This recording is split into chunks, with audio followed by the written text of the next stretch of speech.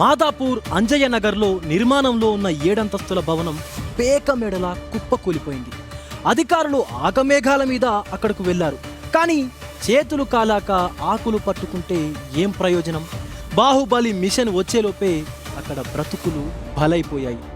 Building కూలగానే రెక్కలు కట్టుకొని అక్కడ వాలినట్టుగా అదే స్థాయిలో ముందే రైడ్స్ చేసి ఉంటే, పర్మిషన్లు ఉన్నాయా లేదా అనే లెక్కలు చెక్ చేసి ఉంటే ఆ దారుణం జరిగేదా? కార్మికుల జీవితాలు శిథిలాల కింద ఛిద్రమయ్యేవా?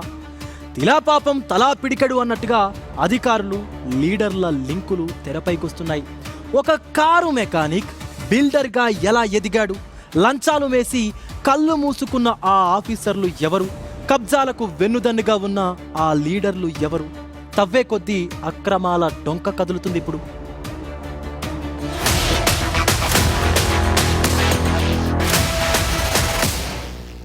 మాదాపూర్ మంచి కమర్షియల్ ఏరియా.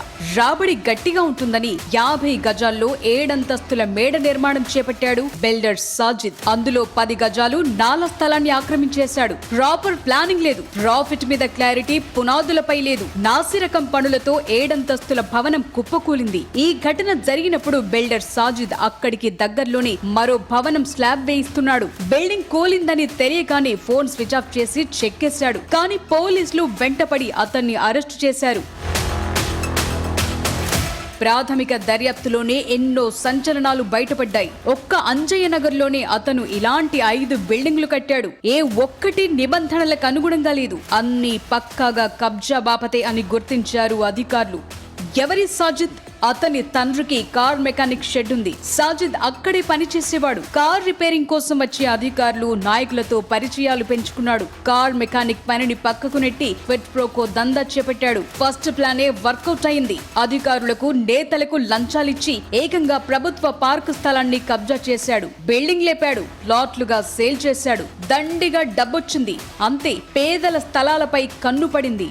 నయాన్నో భయాన్నో వాళ్ల నుంచి 40-50 గజాల స్థలాన్ని చేజిక్కించుకుని 3 ఏళ్లలో బిల్డింగులు కట్టాడని గుర్తించారు అధికారులు. అక్రమ నిర్మాణాలపై ఫోకస్ పెట్టారు. అంజయ్య నగర్ లోని మరో 2 బిల్డింగ్స్ కు నోటీసులు ఇచ్చి ఖాళీ చేయించారు. ఆ 2 భవనాలకు పవర్ కట్ చేశారు. వాటిని ఎప్పుడైనా కూల్చే అవకాశం ఉంది.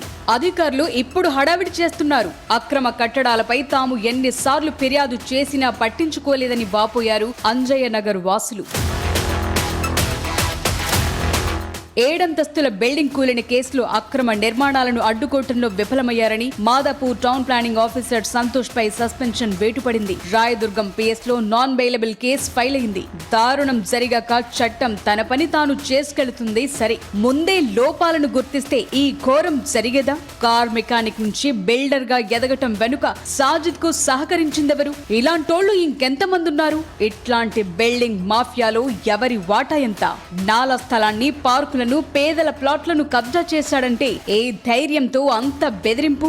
సాజిద్ కు సహకరించిన ఆ అధికారులు, లీడర్లు ఎవరు?